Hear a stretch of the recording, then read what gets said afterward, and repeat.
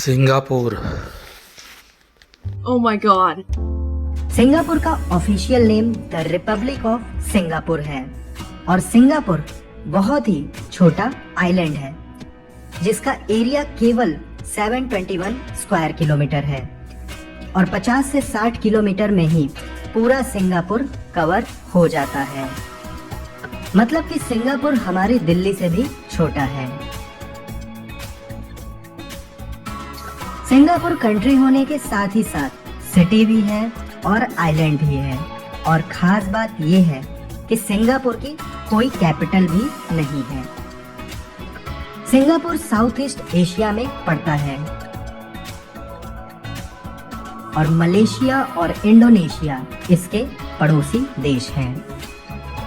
Singapore में मलाय language चलती है और यहाँ पर सबसे ज्यादा लगभग 34% बुद्धिस्ट रिलीजन के लोग रहते हैं। लेकिन ये मिक्स्ड रिलीजन कंट्री है और यहाँ हिंदू, मुस्लिम और क्रिश्चियन रिलीजन के लोग भी रहते हैं। सिंगापुर की करेंसी सिंगापुर डॉलर है और एक सिंगापुर डॉलर के लिए आपको लगभग 55 रुपीस देने पड़ते हैं। यहाँ का टाइम इंडिया के कंपैरिजन में 2.5 घंटे आगे चलता है। सिंगापुर की पॉपुलेशन भी केवल 56 लाख है, लेकिन एरिया के हिसाब से यहाँ आबादी काफी ज्यादा है।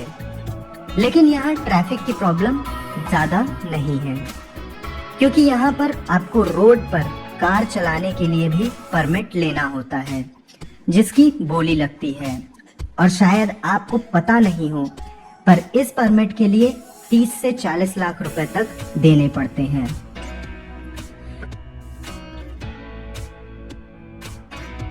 सिंगापुर जाने के लिए इंडिया से काफी सारी डायरेक्ट फ्लाइट है और दिल्ली से सिंगापुर की राउंड ट्रिप की फ्लाइट केवल 20,000 रुपीस में आपको मिल जाएगी, जबकि कोलकाता या चेन्नई से 15,000 से 16,000 में भी सिंगापुर की राउंड ट्रिप की फ्लाइट मिल सकती है। दिल्ली से सिंगापुर पहुंचने में आपको लगभग 6 घंटे लग सकते हैं। सिंगापुर के एयरपोर्ट का नाम सिंगापुर चांगी इंटरनेशनल एयरपोर्ट है और यहाँ घूमने के लिए आपको टूरिस्ट वीजा की जरूरत पड़ेगी। सिंगापुर के टूरिस्ट वीजा के लिए आप ऑनलाइन अप्लाई कर सकते हैं और ये वीजा आपको 30 सिंगापुर डॉलर का पड़ेगा। मतलब अप्रॉक्स आपको 1650 रुपए वीजा के लिए खर्च करने पड़ेंगे। सिंगापुर इंडियन टूरिस्ट के बीच काफी पॉपुलर टूरिस्ट डेस्टिनेशन है और हर साल काफी सारे इंडियंस यहाँ की ट्रिप करते हैं। यहाँ की जो सबसे पॉपुलर टूरिस्ट प्लेस है उसका नाम है गार्डन्स बाय द बे और इस जगह को घूमने के लिए ही आपके पास 3 से 4 घंटे होने चाहिए। यहाँ पर कई सारी अलग अलग ऑब्जर्वेटरी बनी है और अगर आप ये पूरा गार्डन कवर करते हैं तो आपके 3,500 से 4,000 रुपए लग सकते हैं। सिंगापुर की दूसरी टूरिस्ट प्लेस है यूनिवर्सल स्टूडियोज और यहाँ पर आप बहुत एंजॉय करेंगे क्योंकि यहाँ पर बच्चों और बड़ों सबके एंटरटेनमेंट का ख्याल रखा गया है। यहाँ पर आप रोलर कोस्टर एंजॉय कर सकते हैं, शोज देख सकते हैं और खाने पीने के साथ शॉपिंग भी कर सकते हैं। यहाँ घूमना आपकी पॉकेट पर थोड़ा भारी पड़ेगा क्योंकि यहाँ का टिकट का प्राइस ही 81 सिंगापुर डॉलर है, मतलब अप्रॉक्स 4500 रुपीस। सिंगापुर के बारे में आप जब भी कहीं सर्च करेंगे तो ये स्टैचू आपको जरूर दिखेगी। इस स्टैचू को मरलॉयन के नाम से जाना जाता है और ये हाफ लॉयन और हाफ फिश को मिक्स करके बनाया गया है।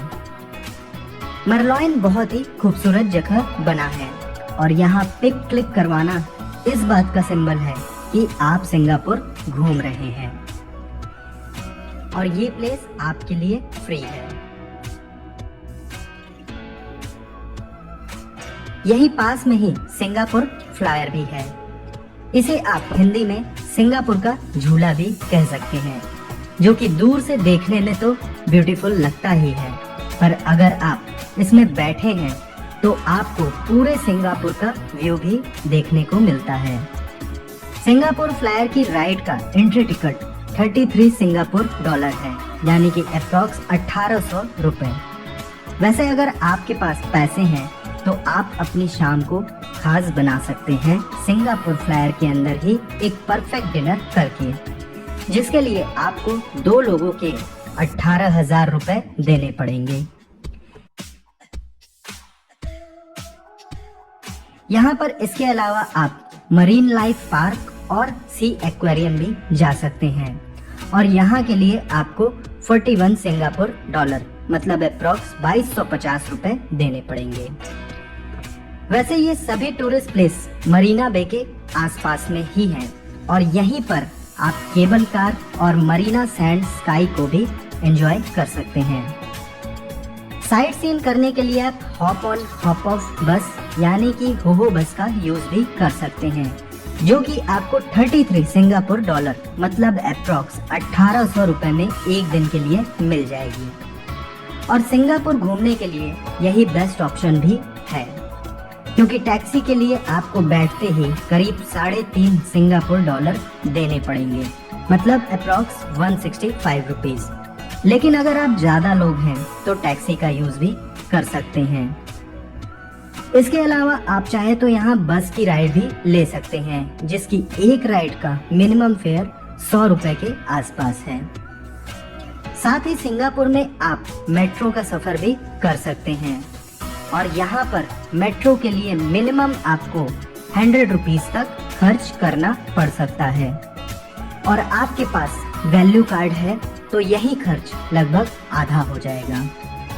लेकिन आप चाहे तो 10 सिंगापुर डॉलर में ही एक दिन का अनलिमिटेड मेट्रो और बस राइड का ट्रैवल कार्ड ले सकते हैं, मतलब लगभग 550 रुपए में ही पूरे दिन मेट्रो और बस की अनलिमिटेड राइड ले सकते हैं।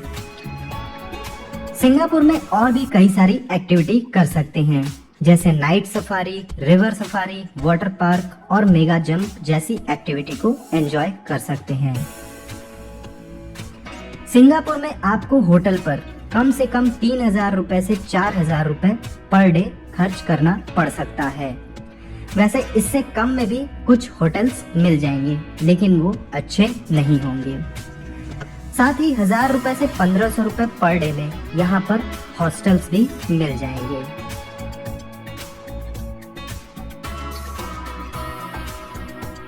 अगर यहाँ पर खाने की थाली आप लेते हैं तो आपको 800 रुपए से 1,000 रुपए तक पड़ सकती है, और अगर एक डोसा भी लेते हैं तो 400 रुपए से 600 रुपए तक का पड़ सकता है। सिंगापुर घूमने के लिए आपके पास कम से कम 3 दिन होने चाहिए। यहाँ पर 3 दिन घूमने का खर्चा एक पर्सन के लिए कुछ इस तरह से हो सकता है। होटल का 3 दिन का 12,000 रुपए होगा, लेकिन एक रूम में 2 लोग रहेंगे तो एक पर्सन पर 6,000 रुपए ही आएगा। खाने पीने की चीजें यहाँ पर कॉस्टली हैं, इसलिए एक दिन का खर्चा आपका कम से कम खाने पीने पे 2,000 रुपए का आ सकता है। तो इस हिसाब से 3 दिन का आपका 6,000 रुपए मील्स का खर्चा होगा। ट्रांसपोर्टेशन का आपके ऊपर यहाँ पर लगभग 5,000 रुपए का खर्चा एक लोग पर आएगा। वीजा का 1,650 रुपए लगेगा, जबकि एंट्री फीस का यहाँ पर आपका 20,000 रुपए तक लग सकता है। अगर आप कुछ प्लेसेस को स्किप करते हैं तो आपकी ये कॉस्ट कम हो सकती है। फ्लाइट का खर्चा आपका 20,000 रुपए तक आ सकता है, जबकि कुछ अदर खर्चे जैसे कि सिम कार्ड, करेंसी एक्सचेंज और भी कुछ खर्चे अगर आप करते हैं तो 3,000 रुपए तक इसको आप मान के चल सकते हैं। तो टोटल अगर आप 3 दिन का खर्चा एक पर्सन पर जोड़ेंगे तो लगभग 61,650 रुपीज का खर्चा एक लोग पर आएगा। आप चाहे तो सिंगापुर का कस्टमाइज पैकेज भी ले सकते हैं, जिसमें आपकी कुछ बचत भी हो सकती है। तो ऐसे ही वीडियोस को देखने के लिए चैनल को सब्सक्राइब करना और वीडियो को लाइक और शेयर करना ना भूलें।